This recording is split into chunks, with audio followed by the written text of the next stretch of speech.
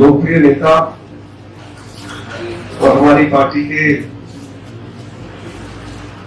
हम सभी के बहुत ही बड़े साथी, जिनके प्रति मेरे मन में भी और आप सभी के मन में बहुत सम्मान है, जो लंबे समय तक इस क्षेत्र को कॉर्पोरेशन में भी और दिल्ली विधानसभा में रिप्रेजेंट करते रहे हैं, आदरणीय Chaudhary Virendra Singh Tanwar ji. 69 colony welfare association के सम्मानित अध्यक्ष Shri Raman Agarwal ji, vice president Shri Inder Singh Dahiya ji, vice president R K Tomar ji, vice president Shri Mahavir Singh ji, general secretary Shri Santosh Mishra ji, secretary Shri Anil Mehta ji, दूसरे हमारे सेक्रेटरी हैं श्री मनोज आर्या जी, ट्रेजरर हैं श्री वीरेंद्र भारद्वाज जी, एडवाइजरी कमेटी में श्री करण एस यादव हैं, श्री वीरेंद्र शर्मा जी हैं और श्री ओपी शर्मा जी हैं। हमारे बीच में श्री महावीर यादव जी भी हैं। सभी 69 ऑर्गेनाइज्ड कॉलोनीज के जो सम्मानित जनप्रतिनिधि यहाँ उपस्थित हुए हैं, मैं अपनी ओर से और अपनी पार्टी की लीडरशिप की ओर से आप सभी का बहुत बहुत स्वागत करता हूँ, अभिनंदन करता हूँ। एक मैं देखता हूँ जो लिखा हुआ है, वादा पूरा करो, चुनावों से पहले 69 कॉलोनियां नियमित करो। वायदा पूरा करो, चुनावों से पहले 69 कॉलोनियां नियमित करो। अब इसको थोड़ा बदल दो। इसके लिए लिखी है पहले के लिए था, ये वाला नहीं, पहले इसमें ये नहीं लिखे तुम्हें दर्द दिया है तुम्हें दवा दो।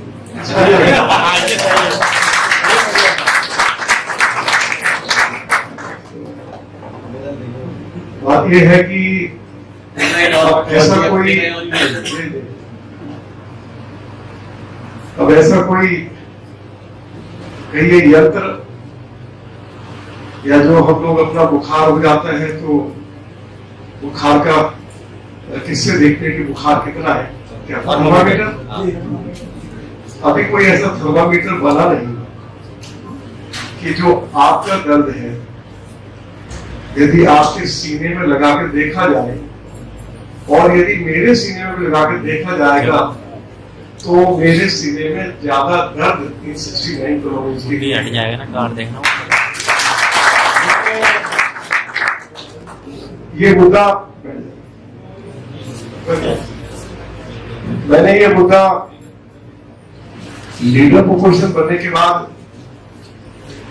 भारत की यूडी मिनिस्टर के साथ अनेक बार उठाए हैं।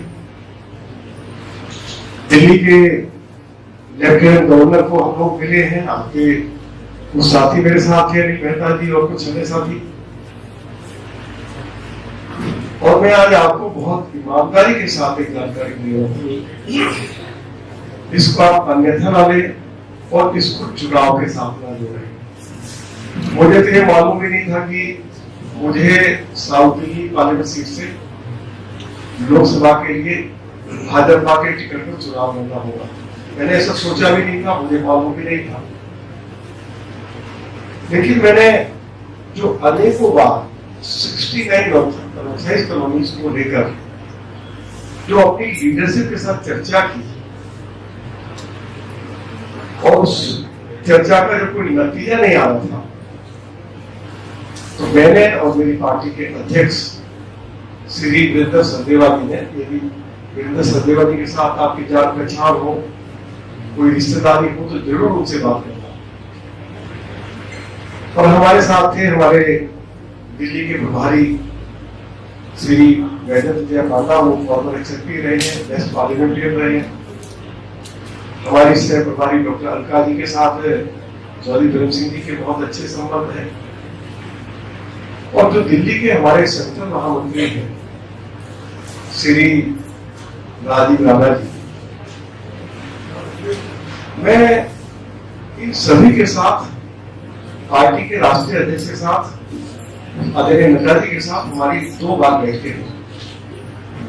मैं ये कहूं कि केवल उसमें 69 कॉलोनीज का मामला था, ऐसा नहीं है, और भी 10-12 मुद्दे थे। उसमें पीडीए भी है, पॉलिसी भी है, मास्टर प्लान भी है और कई इश्यूज थे। कुछ दुकानें सील की गई है, उनको विकसित करने का इश्यू है। जो लोग पाकिस्तान से आए वो लीज पीरियड समाप्त हो गया, उसको एक्सटेंड किया जाए, उनको फ्री वोट किया जाए। तो कुछ बड़े इंपॉर्टेंट इश्यूज थे। 2 बार राष्ट्रीय अध्यक्ष जी के साथ हमारी बैठक हुई और राष्ट्रीय अध्यक्ष जी ने कहा कि मुझे समझ नहीं आ रहा है, जो इश्यूज आप उठा रहे हो इनको हमें पूरा करने में आखिर क्या कठिनाई आ रही है। कठिनाई है कि जब ये फैसला लिया गया, मैं सिस्टम में नहीं था। यदि मैं सिस्टम में होता तो ये फैसला मैं कभी भी नहीं करने देता। मैंने उनको ये जानकारी भी दी कि यदि आप 2012 का, जो कि बड़ा सीक्रेट नोट है, कैबिनेट का नोट, कैबिनेट का फैसला है, उसको हम पब्लिक भी नहीं कर सकते। मैं तो आपके साथ शेयर कर रहा हूं। 2012 में तो मनमोहन सिंह की सरकार थी। अब उस समय ये फैसला लिया गया कि दिल्ली में केवल 3 ऐसी हमारी अनऑथराइज कॉलोनीज है जिनको हम अमीर बस्ती कह सकते हैं। हिंदी में अमीर बस्ती कहेंगे ना, सैनिक फार्म, अनंतराम डेयरी और महतरू। ये कैबिनेट का फैसला है। और जब ये फैसला लिया गया कि हम दिल्ली की सभी अनऑथराइज कॉलोनीज को रेगुलराइज करेंगे, उनमें बेसिक कम्युनिटी प्रोवाइड करेंगे, उनको ऑनरशिप राइट देंगे, तो 66 और अनऑथराइज कॉलोनीज को उसमें इंक्लूड कर दिया गया। अधिकारियों को ये जानकारी होनी चाहिए थी कि इनमें ज्यादातर ऐसी अनऑथराइज कॉलोनीज है जिनको पहले ही प्रोविजनल रेगुलेशन सर्टिफिकेट मिल चुका है। अब हमने सर्टिफिकेट दिया है और सर्टिफिकेट भी केवल दिल्ली सरकार की ओर से नहीं दिया गया है, उसको अप्रूवल यूडी डिपार्टमेंट की, गवर्नमेंट ऑफ इंडिया की, मिनिस्ट्री ऑफ यूडी की अप्रूवल है। तो मैं ये इस बात को स्वीकार करता हूं कि जब ये फैसला लिया गया, जो हमारे ब्यूरोक्रेट्स हैं उनके पार्ट में ये बहुत बड़ा ब्लंडर था।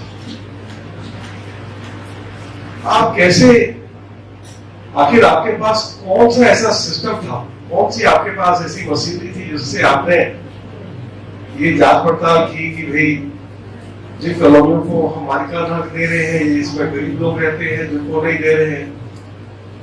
एक जैसी सारी अनऑथराइज कॉलोनीज है। और मैंने रिक्वेस्ट भी की अपने पार्टी के राष्ट्रीय अध्यक्ष को भी और देश के जो हमारे यूपी मिनिस्टर हैं सरदार हरदीप सिंह पुरी साहब, कि एक बार आप ऑफिस को लेकर मेरे साथ चलिए और आप चलकर देखिए आखिर जिन कॉलोनियों को आप रेगुलराइज कर रहे हैं, मालिकाना दे रहे हैं, इनमें और उनमें क्या अंतर है। कोई अंतर नहीं दिखाई देगा। जहां आप लोग रहते हैं वहां भी 25-50-100 गज प्लॉट वाले लोग हैं, हो सकता है कोई 200-400-500 गज प्लॉट के भी मालिक हो, तो उन कॉलोनीज में भी है जिनको रेगुलराइज करने का फैसला किया गया है। ये ऑफिसर्स के स्तर पर ब्लंडर हुआ है, ठीक से फीडबैक ऑनरेबल यूटी मिनिस्टर को दिया नहीं गया। और यही बात मैंने दिल्ली के ऑनरेबल लेफ्टिनेंट गवर्नर के सामने रखी जब 2 बार हमारी बैठक पार्टी के राष्ट्रीय अध्यक्ष जी के साथ हुई। उसके बाद हम ऑनरेबल एचएम को मिले और उस बैठक में सरदार हरदीप पुरी साहब भी थे, दिल्ली के ऑनरेबल एलजी भी थे और मेरे साथ हमारी पार्टी के प्रदेश अध्यक्ष, जिनकी बड़ी पॉजिटिव अप्रोच है, श्री वीरेंद्र सचदेवा जी भी थे।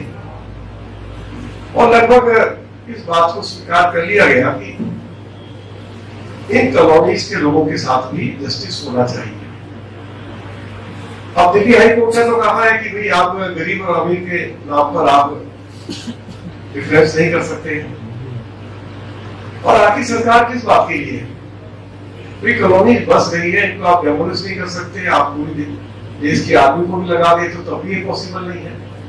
जब कॉलोनीज को रहना है तो फिर सरकार की एक जिम्मेदारी हो जाती है कि हम उनको रेगुलाइज भी करें और हम इन कॉलोनीज में बेसिक एमिनिटीज भी प्रोवाइड करवाएं और हम इनको ऑनरशिप राइट भी दें। इसमें कोई दूसरी बात हो नहीं सकती। मैंने आपका पक्ष बहुत ईमानदारी के साथ दिल्ली के यूटी मिनिस्टर के समक्ष अनेक बार रखा। हमारी पार्टी के राष्ट्रीय अध्यक्ष दिल्ली का मिनिस्टर थे, दिल्ली के ऑनरेबल एमपी के सामने भी, और जो कहिए कि जिनको जो दिल्ली के बारे में बहुत चिंता करते हैं हमारे देश के ऑनरेबल होम मिनिस्टर आदरणीय श्री अमित शाह, तो मैं इस मामले को वहां लेकर गया हूं। और वैसे ये मेरी जुडिशल नहीं थी, मेरी जुडिशल है जो मुझे पार्टी ने जो जिम्मेवारी दी है। अब रावी सिंह दूरी लीडर अपोजिशन है, मेरा कैबिनेट मिनिस्टर का दर्जा है, मेरा घर भी वही है जहां डिसिप्लिन जो में प्रधानमंत्री जी रहते हैं। सारी फैसिलिटी मेरे पास वही है जो कैबिनेट मिनिस्टर को है। और विधानसभा के अंदर leader opposition secretary chief minister होता है, तो मुझे तो सब कुछ पार्टी ने दिया हुआ है। तो मेरा काम तो अरविंद केजरीवाल की सरकार यदि जो कमिटमेंट उन्होंने की उसको पूरा नहीं कर पा रही है या कहीं सरकार के ऊपर भ्रष्टाचार चाहती है, तो मेरा काम तो असेंबली में दिल्ली सरकार को घेरना है, दिल्ली सरकार को एक्सपोज करना है और अरविंद केजरीवाल की आंख में आग डालकर उसको ये बताना है कि आपने ये कमिटमेंट दिल्ली के लोगों से की थी, आप उन कमिटमेंट्स को पूरा नहीं कर रहे हो। तो मेरा काम तो ये है और मैं कोशिश करता हूं कि मैं अपने काम को ठीक से कर पाऊं।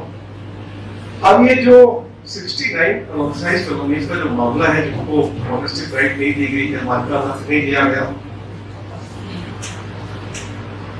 सही बात यह है कि जब ये कई बार ये मुद्दा मैंने उठाया अपनी लीडरशिप के सामने, तो कई बार उनके मन में ऐसा विचार आता था कि भाई रावीर सिंह दूरी क्यों इसके ऊपर बोल रहे हैं और हमारे नेता क्यों नहीं इस बात को जिस मजबूती के साथ, जिस कॉन्फिडेंस के साथ मैं रख रहा हूं, क्या कारण है? तो थोड़ा सा मैं ये कहिए कि कमजोर पड़ गया।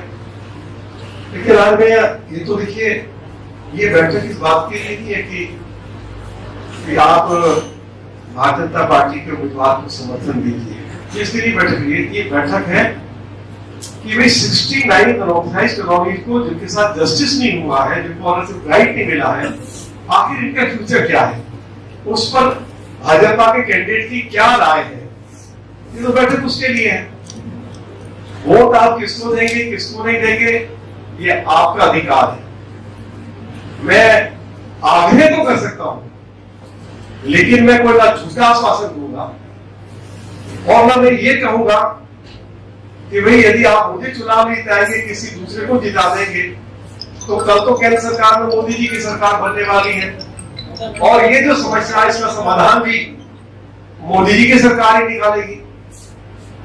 तो मैं वो उस तरह की भाषा बोलने का भी आदी नहीं हूं। मैं यदि इस एरिया से चुनाव जीतकर जाऊंगा, मैं आज चौधरी बीरेंद्र सिंह जी जो हमारे पार्टी के बहुत वरिष्ठ नेता है, जिनके लिए मेरे मन में बहुत सम्मान है, उनके प्रति मैं बहुत ही समर्पित भी रहता हूं, हमेशा उनका मार्गदर्शन भी मुझे प्राप्त होता है।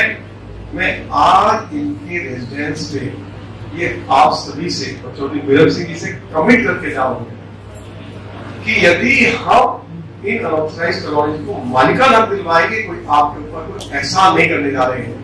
ये हमारी ड्यूटी है।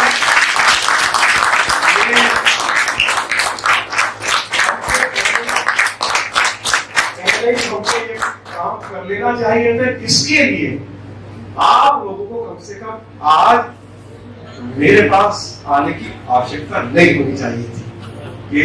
ये अधिकारियों के स्तर पर ब्लंडर हुआ है और मैं जैसे मैंने कहा है कि मुझे यदि साउथ दिल्ली को एज एमपी रिप्रेजेंट करने का अवसर मिलेगा तो मैं 100%, मैं 99% 9 पॉइंट नहीं कह रहा हूं, मैं 100% कह रहा हूं कि मैं 69 अनऑथराइज्ड कॉलोनी के लोगों को, चाहे इवन उसमें सैनिक फार्म हो, मैं इनको मालिकाना हक भी दिलवाऊंगा, इनको रेगुलाइज भी करवाऊंगा,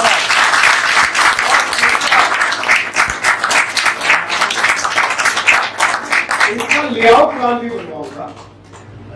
तो ये हम अपनी लीडरशिप को कन्विंस करने में मैं सफल रहा हूं। राजनीति में क्या होता है, ये आपस में कोई झगड़ा हो गया, या तो आप मुझे कन्विंस करिए, या मैं आप कन्विंस हो जाइए, आप मुझे कन्विंस करिए, मैं कन्विंस हो जाऊं। तो जब हम टेबल के ऊपर बैठेंगे, अब मुझे नहीं मालूम है कि श्री नरेंद्र मोदी जी की जब वो तीसरी बार प्रधानमंत्री बनेंगे, जो उनकी कैबिनेट बनेगी, उसमें ये डिपार्टमेंट किसके पास होगा। लोग अंदाजा तो कुछ लगा रहे हैं, लेकिन मैं आपको एश्योर कर रहा हूं, ये आपकी जेन्युइन प्रॉब्लम है, और यदि भी नहीं लगा रहा मैं, तो 100% जैसे मैंने कहा है, लेआउट प्लान भी बनवाएंगे, रेगुलराइज भी करवाएंगे, ऑनरशिप राइट भी दिलवाएंगे, और जो बेसिक एबिलिटी सरकार को देनी चाहिए अपने रेजिडेंट्स को, वे बेसिक एबिलिटीज भी प्रोवाइड करवाएंगे। इसमें कहीं बहुत वक्त नहीं होगा। तो भीम सिंह ने चर्चा की है कि एरिया में ट्रैफिक की बड़ी भारी समस्या है। अगर मेरी तो इच्छा रहेगी तो मैं उसको पूरा भी करूंगा, लोगों की इच्छा है। अब हमारा बानी जोनापुर रोड है, वाइडर हो या एलिवेटेड रोड बने, बनना चाहिए, क्यों नहीं बनेगा। मास्टर प्लान में इसका प्रोजेक्ट किया हुआ है। छतरपुर और फतेहपुर बेरी की जो सड़क है वो बहुत ज्यादा कंजेस्टेड हो गई, घंटों लोग जाम में फंसे रहते हैं। हम दिल्ली के ऑनरेबल लेफ्टिनेंट गवर्नर के साथ बैठ के अब इसको वाइडर तो किया नहीं जा सकता, हमारे सामने एक ही वे आउट है कि इसको यहाँ एलिवेटेड रोड बनाई जाए। तो आज पूरा जो एरिया जो है पूरी तरह से नरक में तब्दील हो गया है। यदि हम मास्टर प्लान में जिन सड़कों का, रोड्स का जो प्रोविजन किया गया है, अगर हम उनको इम्प्लीमेंट करा दें, तो साउथ दिल्ली की हमारी ट्रैफिक की जो बहुत बड़ी समस्या है उससे हमें निदान मिल जाएगा। श्री विरम सिंह जी ने अपने समय में जो सड़क मंजूर कराई थी, उसको विरम सिंह जी, हम उसको बिल्कुल उसको आगे ही नहीं बढ़ाएंगे, बल्कि उस आपके अधूरे सपने को पूरा करेंगे। मेरे लिए खुशी की बात यह है कि हमारे जो दिल्ली के ऑनरेबल लेफ्टिनेंट गवर्नर है वो बहुत पॉजिटिव है, और वो दिल्ली की हालत को देखकर जब उनके साथ चर्चा होती है तो वो इतने दुखी होते हैं। मैंने आज तक कभी ऐसा व्यक्ति जो इतने बड़े पद पर बैठा हुआ है और दिल्ली को लेकर उनके मन में इतनी चिंता है कि हम दिल्ली को वर्ल्ड क्लास सिटी कैसे बनाएं। अब ये सपना भारत के प्राइम मिनिस्टर का भी है, हमारे ऑनरेबल लेफ्टिनेंट गवर्नर का भी है, और जब जब हम उनसे कोई सहयोग मांगते हैं तो हमेशा उनकी हर तरह की सहायता हमें मिलती है। तो श्री विजय कुमार सक्सेना जी के लेफ्टिनेंट गवर्नर वो ही है और बहुत पॉजिटिव है, तो मुझे काम करने में और ज्यादा आसानी हो जाएगी, ये मैं आपको कहना चाहता हूँ। दो तीन चीजें और हैं हमारे वो तो फार्म हाउस से जुड़ी हुई है, नक्शा पास होते नहीं, लेकिन सब कुछ हो रहा है, करप्शन बहुत बढ़ गई है, उसके ऊपर भी चोट करने की आवश्यकता है। कोई अंतर तो दिखाई देना चाहिए ना लोगों को कि यहाँ कुछ अंतर, अगर अंतर नहीं दिखाई देगा तो फिर लोग कहेंगे कि सारी पार्टी एक जैसी है, क्या फर्क है इनमें। तो अंतर आपको इस लोकसभा के चुनाव के बाद पक्के तौर पर दिखाई देगा। नया मास्टर प्लान आ जाए, जीडीए पॉलिसी इंप्लीमेंट हो जाए, लैंड पूलिंग पॉलिसी को ठीक से इंप्लीमेंट करने की आवश्यकता है, और जीडीए पॉलिसी जब दिल्ली में लागू होगी तो सरकार को बहुत सारा रेवेन्यू भी मिलेगा और दिल्ली स्लम बनने से बचेगी, और बड़ी संख्या में दिल्ली के लोगों को रोजगार भी मिलेगा। तो हम जो कुछ दिल्ली के वेलफेयर के लिए जो कुछ करने की आवश्यकता है, मुझे 24 घंटे नहीं 24 घंटे यदि काम करना होगा तो मैं 24 घंटे काम करूंगा। और मैं सौभाग्यशाली हूं कि इस बार जो पार्टी ने कैंडिडेट्स दिए लोकसभा के लिए सारे जमीनी कार्यकर्ता है। हर्ष मल्होत्रा जी हो, सुषमा जी की बेटी मासूरी जी हो, चाहे हमारे फॉर्मर मेयर हैं चंदोलिया जी हो, चाहे मनोज तिवारी जी तो पहले भी हमारे 2 बार से एमपी हैं, और इसी तरह से हमारी फॉर्मर मेयर है जो वेस्ट दिल्ली से लड़ रही कमलजीत जी हो। ये सारे के सारे लोग बहुत ही पॉजिटिव हैं और मेरी एक आवाज के साथ, देखो ये इश्यू है, हमें प्राइम मिनिस्टर के पास चलना है, हमें ऑनरेबल होम मिनिस्टर के पास चलना है, तो ये सभी एक आवाज पर एक साथ इकट्ठे होकर मेरे साथ आपके साथ जरूर जहां चलना होगा वहीं जरूर चलेंगे। अच्छे कैंडिडेट्स को मोदी जी ने इस बार लोकसभा के साथ फिर एक बार आप सभी का बहुत बहुत अभिनंदन करता हूँ, स्वागत करता हूँ। और ये मान लीजिए कि मैं आपके दर्द को अच्छी तरह से समझता हूँ और ये आपका दर्द नहीं है, आज से ये मेरा दर्द है, और इसके लिए आपको किसी के दरवाजे को खटखटाने की आवश्यकता नहीं है। रामवीर सिंह जरूरी आपकी जो भी ये जरूरत है इनको सॉल्व करवाकर ही फिर मैं चौधरी बेरोज सिंह जी को आपके बीच में लेकर आऊंगा कि ये आपने जिम्मेवारी दी थी और हमने अपनी जिम्मेवारी को पूरी ईमानदारी और निष्ठा के साथ निभाया है। ऐसा एग्जाम्पल हम लोगों के सामने पेश करेंगे। ये जो पॉलिटिशियंस के बारे में जो ये राय बन गई है, ये चुनाव के समय में झूठ बोलते हैं, वायदा करते हैं, काम करते नहीं है, चुनाव जीतने के बाद बस इनको लग जाते हैं पैसा कमाने में, या एक अलग तरह की जो राय बन गई है, तो मैं उसका इतना आपको गारंटी दे रहा हूँ कि कम से कम मैं ऐसी राय अपने बारे में नहीं बनने दूंगा। ये आज आपको मैं एश्योर कर रहा हूँ। राजनीतिक जीवन है, कोई 2 दिन से 4 दिन से राजनीति में नहीं आई। 1970 से लेकर अभी तक हम राजनीति में पूरी मजबूती के साथ खड़े हुए हैं। हमारी ईमानदारी पर और हमारी काबिलियत पर, हमारी योग्यता पर आज तक अपोजिशन के लोगों ने भी कभी उंगली नहीं उठाई है और ना अब हम उंगली उठाने देंगे। मोदी जी ने हमारे ऊपर बड़ी भारी कृपा की है, तो सोच समझकर मुझे साउथ दिल्ली से पार्लियामेंट का चुनाव लड़ाया जा रहा है, और उसके पीछे सोच यही है कि दिल्ली की जो अनेक समस्याएं हैं इनका समाधान हम लोग मोदी जी की कलम से करा सकें।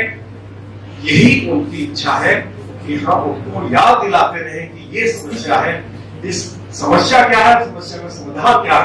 एक बार आप देश के ऑनरेबल प्राइम मिनिस्टर को, ऑनरेबल होम मिनिस्टर को आप बता दीजिए, फिर मैं बस अपनी बात को समाप्त कर रहा हूँ। मेरे